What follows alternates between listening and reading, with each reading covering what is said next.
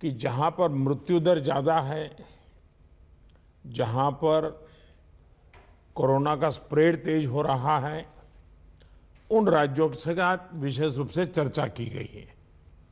लेकिन बाकी राज्यों के पास भी काफ़ी अच्छे सुझाव हो सकते हैं। तो मैं आग्रह करूंगा कि ऐसे कोई पॉजिटिव सुझाव जो जरूरी हैं, आपको लगता है, वो मेरे तक पहुंचाइए, ताकि कोई कोई रणनीति बनाने में वो उपकारक होंगे।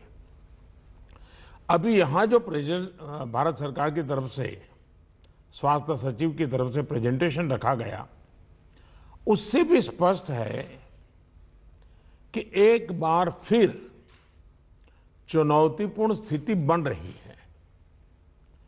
कुछ राज्यों में स्थिति ज्यादा चिंताजनक है।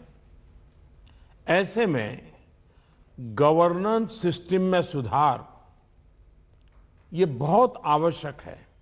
ये मैं समझ सकता हूं कि साल भर की इस लड़ाई के कारण व्यवस्था में भी थकान आ सकती है, ढीलापन भी आ सकता है। लेकिन ये 2-3 सप्ताह और अगर हम टाइट करें और अदर गवर्नर्स को बड़ा मजबूत करें, इस पर हमने बल देना चाहिए। साथियों, आज की समीक्षा में कुछ बातें हमारे सामने स्पष्ट हैं और उन पर हमें विशेष ध्यान देने की जरूरत है। पहला, देश फर्स्ट वेव के समय की पीक को क्रॉस कर चुका है और इस बार के ग्रोथ रेट में पहले से भी ज्यादा तेज है। दूसरा, महाराष्ट्र, छत्तीसगढ़, पंजाब, मध्य प्रदेश, गुजरात समेत कई राज्य फर्स्ट वेव की पीक को भी क्रॉस कर चुके हैं। कुछ और राज्य भी इस ओर तेजी से बढ़ रहे हैं। मैं समझता हूं कि हम सब के लिए एक चिंता का विषय है, सीरियस कंसर्न है।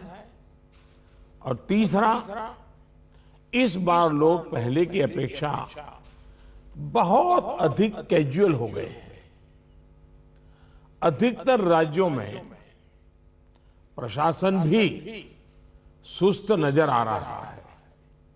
ऐसे में कोरोना के केसेस की इस अचानक बढ़ोतरी ने मुश्किलें ज्यादा पैदा की है। कोरोना के प्रसार को रोकने के लिए फिर से युद्ध स्तर पर काम करना आवश्यक है। साथियों, इन तमाम चुनौतियों के बावजूद हमारे पास पहले की अपेक्षा बेहतर अनुभव है, पहले की अपेक्षा अच्छे संसाधन है और अब एक वैक्सीन भी हमारे पास है। जन भागीदारी के साथ साथ हमारे परिश्रमी डॉक्टर्स और health workers, health care staff ने स्थिति को संभालने में बहुत मदद की और आज भी कर रहे हैं। आप सभी में अपने पहले के अनुभवों का प्रभावी ढंग से उपयोग अपेक्षित है। अब आप कल्पना कीजिए कि गत वर्ष इन दिनों में हमारे हाल क्या थे।